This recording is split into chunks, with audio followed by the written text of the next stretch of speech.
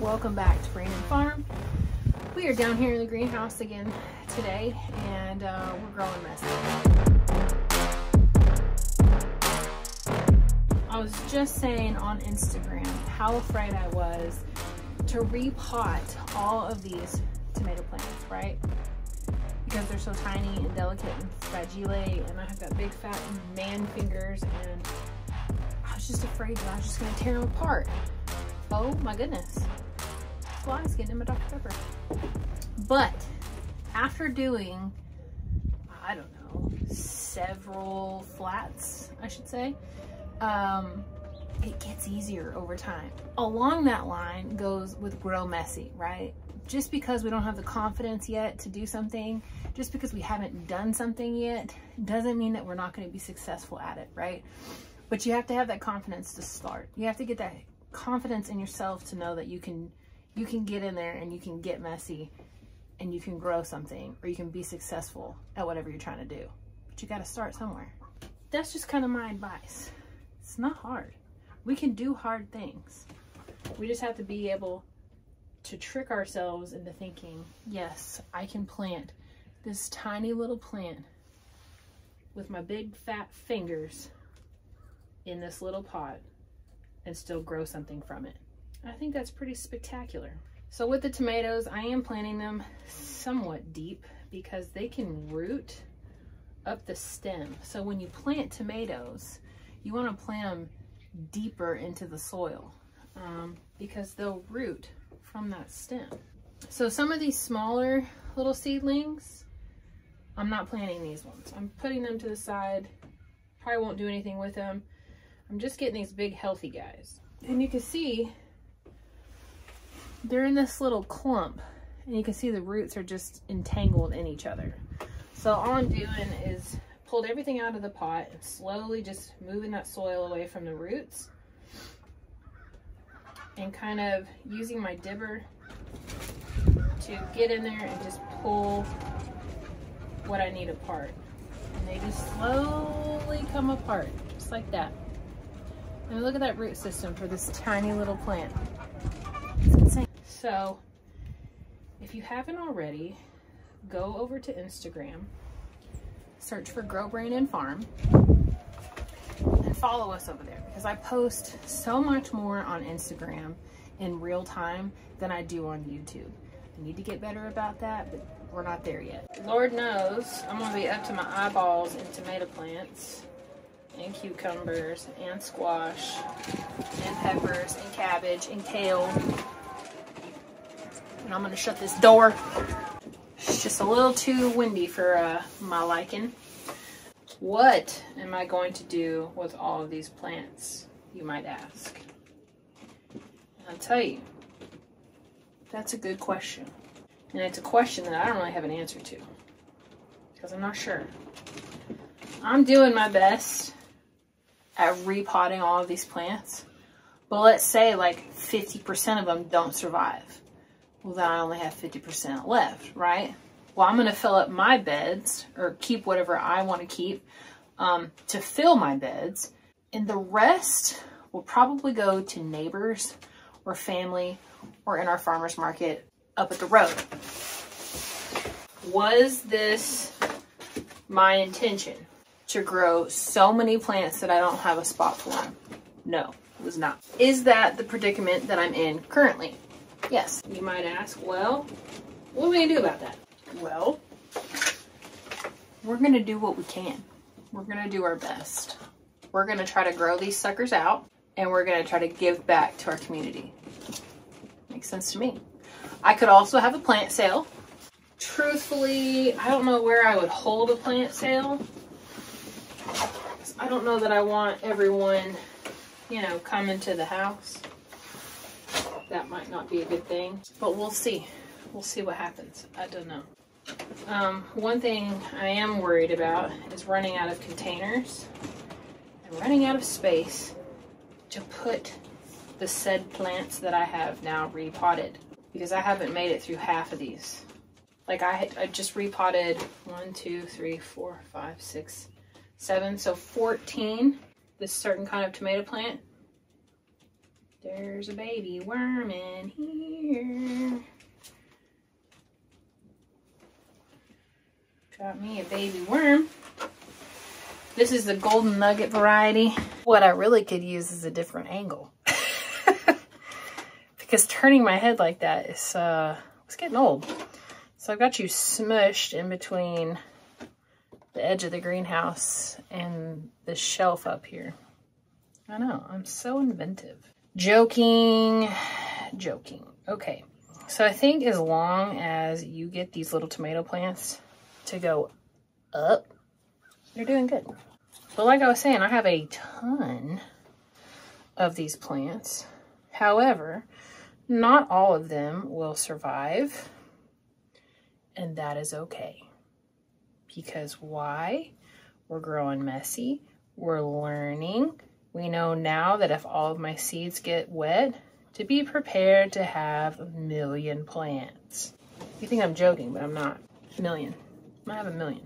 But not to freak out, because plants are resilient, just like children, and we will make it work one way or another.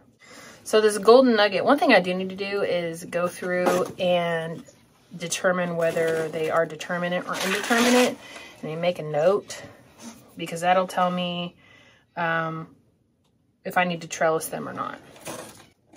My biggest issue right now is I don't have anywhere to put all of these plants. Like, zero space. Because this is not what I planned for. I did not plan to have this many tomato plants going at one time. I didn't plan to have all of these plants going at one time. No. My plan was to do tomato plants in soil blocks. That didn't work. But you know what? We're gonna roll with it, and it's gonna be fun. So, just did that one. Those are all the golden nugget. I need to get more of these little taggy things and tag everything, because like I said before, if you don't tag it, you won't remember what it is. Trust me on that one. Because we've got 1 million other things going on, 1 million other things that we're thinking about and trying to work out in our head or in our space or in our environment, wherever. The last thing we're going to remember is which variety of tomato that you just planted 16 of. So truthfully, I didn't even get the luxury of sowing my seeds when I want to sow my seeds, if you will. Okay, so I'm going to label all of these planties. Because I had to shut the door, it's now getting hot in here again. Today is Friday, March 17th. I took the kids over to our local nursery, Springtown Garden Nursery, and they have quite a few plants out already. Like, they're marigolds, alyssum, they had Gerber daisies. They already had like 2 rows of tomatoes out, and their tomatoes are way bigger than my tomatoes, probably because they were started sooner, or maybe they weren't stunted. I think mine were stunted, to be honest with you. I think they should be like way bigger than they are right now. And if they don't get bigger in the next like 2 weeks, we're gonna be struggling on putting tomato plants out. But they had like herbs, they had all their like blackberries, grapes, different things like that. So there's already quite a bit in your local nurseries going out. And I have been seeing the updates on the Decatur Garden Center, and they've got a lot going out too. She said that they got 2 trucks in the other day. So I need to get out there. I literally can't write anything and talk at the same time. I need to get out there and go check out what she's got, because that's probably my favorite nursery around town, is the Decatur Garden Center. If you have the luxury of going there, if you're local, go there, check it out. You'll love it. Plus, she's super nice. What kind of tomatoes are you starting? Did you start tomatoes this year? Well, I started so many different varieties of tomatoes. Golden Nugget, San Marziano, Pink Delicious Tomato, Japanese Black Trifle, Kellogg's Breakfast Tomato, the Brandywine Tomato, and the Chocolate Striped Tomato. And I think there's actually a few more that I haven't even gotten to yet. Might have went a little overboard on the tomatoes. I'll tell you another thing is I can truly see the hype in getting like a high tunnel or like a caterpillar tunnel, like a greenhouse situation for a seed starting tunnel, because I have so many seeds and not enough shelves, not enough space to put them all. But if I had done my original plan of putting a, I think we were going to do like a 10 feet by 100 foot greenhouse in here, not in here, but you know, in my garden area, I would have had a lot more space to start seeds. And I think they would have gotten more sufficient light, because like in here, I don't know if you have a greenhouse, maybe you understand. And if you don't, well then, I mean, that's fine too. You can grow plants anywhere. You can grow plants inside. You can grow plants in your garage. You just need like a grow light, right? All you need is heat and a grow light, some sort of light. We built this little greenhouse down here because I wanted my own spot to like be able to go when it's like raining or crappy outside. And I wanted just my own little section of our house, right? My husband has the big old shop back here. Mama needed something. So Mama got a greenhouse, and it's small. It's like a 6x8 greenhouse. Not very big at all. Because of how I have my shelves, I have my shelves stacked on top of each other. This bottom shelf doesn't get sufficient amount of light. So either I need to raise the top shelf and lower the bottom shelf, or I need to maybe stagger. That way the light can come through from the top and get both the top and the bottom shelf. I do have a section on both sides up top that I'm gonna do more shelving, but the store that I went to didn't have what I was looking for. That's the downfall of living out in the country. You have to drive quite a ways to get to like a Lowe's or a Walmart or anything like that. We don't really have anything like that in town. And I've kind of gotten used to that. I kind of like it like that. But it also limits me on if I need to go run to the store and go grab something and put it in, you know, that day. So I'm gonna have to wait and plan that one out a little bit so I can get more shelves put in here. I still don't have that much room, but I really like going up instead of like putting everything on the ground. Because when I first started, I had everything on the floor and it was not ideal. It was working, but it wasn't ideal. It didn't look good. I was afraid I was gonna like step on it or like drop something on it. So once I figured out I can go vertical, way better, way better. So, but if I had like a 100-foot greenhouse, I could just have two like long tables on both sides of the greenhouse, and I could just line all my trays up like that. Now you would need obviously more trays, more pots, more dirt, more fertilizers if that's what you're using. If you're wanting to do that like commercially or growing for your community, then it would be worth it, right? A home grower, which I guess I would be considered a home grower, but I'm also doing this experimentally. Share my experiences with you is what my why is. That and because this is something that I haven't been able to do before. So I'm really excited that I have this space and capacity to grow all of these things, right? Because I haven't been able to do that before. So I'm taking advantage of that. Oddly enough, we were off for spring break and I only came down here like 2 days to actually like do stuff. And I feel like I really wasted a bunch of that time. Now, granted, the weather wasn't very good and my kids were kind of sick and under the weather. So it is what it is, but I'm regretting it now. I should have been out here every single day soaking this up, because this is all something that I have never had before. And I'm thankful that I have it. But like I said, you can grow plants anywhere. You can grow plants in a container.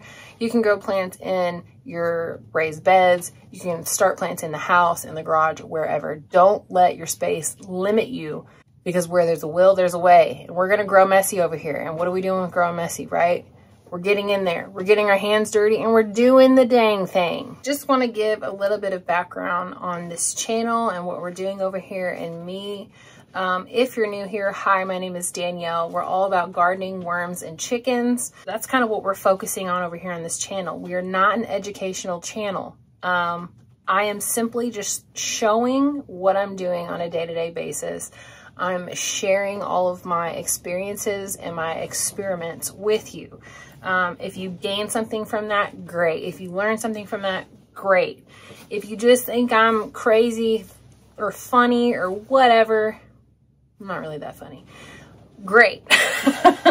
I'm just trying to be authentic over here, and I hate that word because if I'm not authentic, then who am I, right?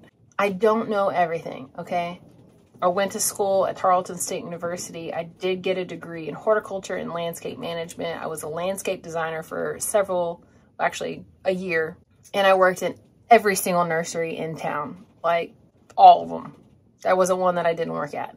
Never did I ever have the opportunity to actually grow my own stuff and to do my own experiments and to have a space to where I can sow my own seeds, right? Or grow my own chickens or be a worm farmer. I didn't have any of that kind of opportunity whatsoever. We were living in the city. It just wasn't on our radar. We were focused on growing our family. But now that we're done growing our family and we've moved out to this acre plot to where I can have the space and the capacity to do these things, I decided it was time for me to share that with you. I have some background knowledge in what I'm doing, but I don't know everything. I'm still relearning a lot of the stuff. And I think that's okay, because as we get older, you know, our priorities change. What we want to do changes. And I think that's just all a part of growing messy. What are these chickens doing back here? I just keep seeing them run across. They're begging for treats.